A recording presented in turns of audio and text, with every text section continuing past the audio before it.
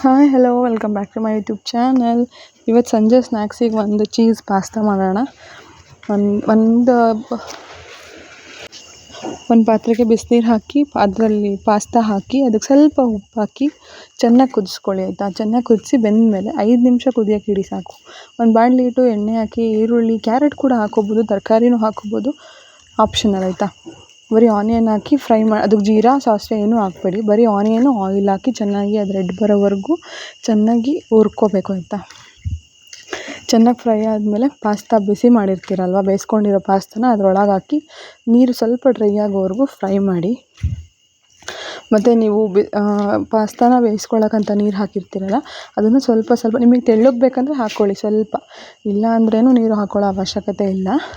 ಸ್ವಲ್ಪ ನೀರು ಹಾಕಿ ಕುದಿಸ್ಕೊಂಡು ಅದ್ರಲ್ಲಿ ಕೊಟ್ಟಿರೋ ಪೌಡ್ರ್ ಇರುತ್ತಲ್ಲ, 1 ಪ್ಯಾಕೆಟಲ್ಲಿರೋದು ಫುಲ್ ಹಾಕಿದ್ಮೇಲೆ ಅದು ನೀರೆಲ್ಲ ಫುಲ್ ಡ್ರೈ ಆಗೋವರೆಗೂ ಫ್ರೈ ಮಾಡಬೇಕು.